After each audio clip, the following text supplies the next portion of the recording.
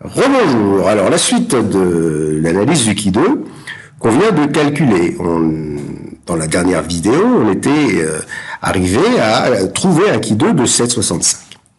Et la question qui se posait, c'est est-ce que ce 7,65 est suffisamment important pour valider ou invalider l'efficacité du traitement du professeur Bergeau. Ce Ki 2, vous voyez, on peut le représenter ici sur un axe, de 0 à plus l'infini, qui est donc calculé, qui tombe ici à 7,65. On voit bien que plus il est important, plus l'écart est important, c'est-à-dire plus il y a de chances, plus l'écart de notes entre les étudiants est important, donc plus il y a de chances que la pilule soit efficace. Moins il va être important, et ici, plus il est important, plus il est élevé, plus le traitement est efficace. Moins il est important, plus le Ki 2 est faible, et plus la pilule semble inefficace, puisque les résultats sont peu différents entre les deux groupes d'étudiants. Tout le problème, c'est de savoir, est-ce qu'il y a un moment où je vais pouvoir dire, est-ce qu'il y a un seuil qui va me permettre de dire 7,65 est au-delà du seuil, donc le traitement est efficace, ou 7,65 est inférieur au seuil, donc le traitement n'est pas efficace. Pour ça, on va mesurer, on va faire référence à ce qu'on va appeler la loi du Ki 2. C'est-à-dire que le Ki 2 était calculé pour un tirage. On a pris 400 étudiants et on a trouvé une matrice des écarts et une matrice des contributions. Mais si on renouvelle ce tirage en supposant que l'on donne aux étudiants de la farine, c'est-à-dire quelque chose qui n'a pas d'efficacité, on va avoir malgré tout des écarts plus ou moins importants liés au hasard. Si on a ici, vous voyez, l'hypothèse que H0 est vrai, c'est-à-dire l'hypothèse que la pilule ne sert à rien, la pilule a un effet nul. On va, selon la valeur de l'écart ici, du Ki 2 calculé en fonction du tirage, on va avoir une loi, une distribution aussi de probabilité cumulée, qui fait que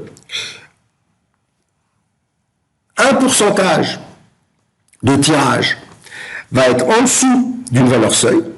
Ce pourcentage, c'est nous qui allons le déterminer, et le complémentaire à 1 va être au-dessus de la valeur seuil. C'est ce qu'on va appeler le degré de confiance qu'on s'accorde, ou le risque que l'on choisit de se donner. Par exemple ici, on pourrait se demander, se dire que on souhaite avoir un risque de 5% de rejeter l'hypothèse H0 si H0 est vrai. Qu'est-ce que ça signifie, cette idée de rejeter l'hypothèse H0 si H0 est vrai, avec un risque dit de première espèce de 5%. Ça veut dire que 95 fois sur 100, vous voyez,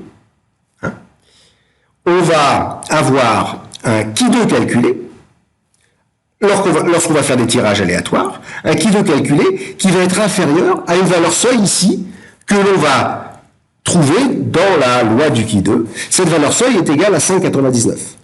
5,99, ça signifie que si le Ki 2, qu'on va calculer, pour chaque tirage, 95 fois sur 100 va être inférieur à 5,99.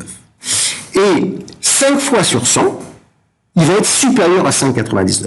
Donc 5 fois sur 100, si H0 est vrai, on va quand même rejeter cette hypothèse. C'est-à-dire qu'on va dire, il y a un effet de la pilule, alors que dans 5 cas sur 100, c'est pas un effet de la pilule, c'est un effet malencontreux du hasard. Donc on voit que ce seuil ici, cette probabilité de 5% est fondamentale.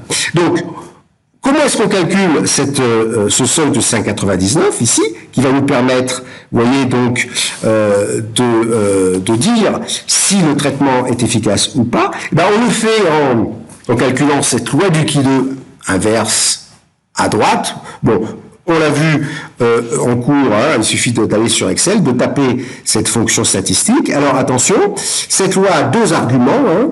Le premier, c'est le risque qu'on se donne. Donc là, on a vu qu'on pouvait se donner un risque de 5% de première espèce, c'est-à-dire de rejeter à tort H0. Et on a ici un degré de liberté, deuxième élément de la loi, de 2. Pourquoi est-ce que on a 2 degrés de liberté? Parce qu'on a une matrice, vous voyez, avec 2 lignes et 3 colonnes.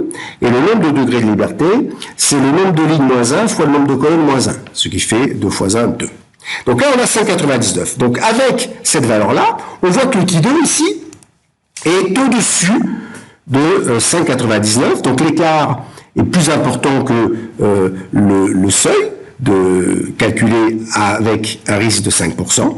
Donc on peut se permettre de rejeter H0, vous voyez, on rejette H0, donc on rejette l'hypothèse nulle, on rejette le fait que la pilule du docteur Berjoux n'a aucune efficacité, donc elle a de l'efficacité. On accepte l'hypothèse H1.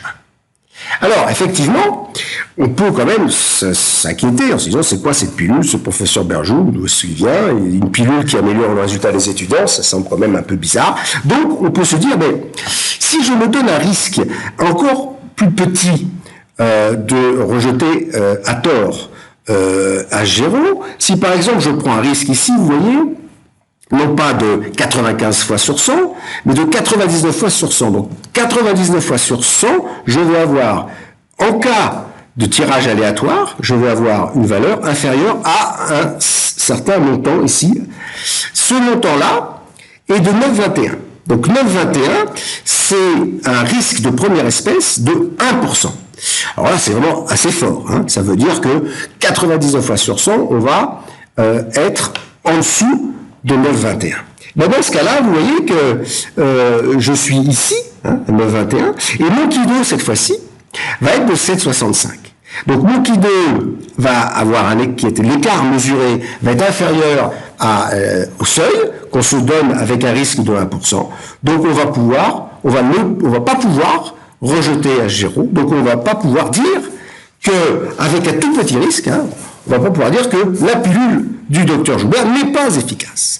Donc vous voyez, le test du Ki 2, qui en fait mesure un écart, ce test du Ki 2 permet de rejeter ou de ne pas rejeter une hypothèse de non-efficacité d'un traitement, mais la décision finale va dépendre du seuil de confiance qu'on se donne. Est-ce qu'on veut dire c'est efficace ou c'est pas efficace, avec un risque de 95% de ne pas se tromper, un risque de 5% de se tromper, ou un risque seulement de 1% de se tromper. Ben, selon le risque que l'on choisit, risque de première espèce, on va avoir des conclusions différentes. Donc quand on regarde les études scientifiques hein, qui se basent sur des analyses de type Ki 2, il faut bien voir quels sont les risques a priori que se donnent les personnes qui testent l'efficacité ou la non-efficacité de certains traitements. Voilà, à bientôt.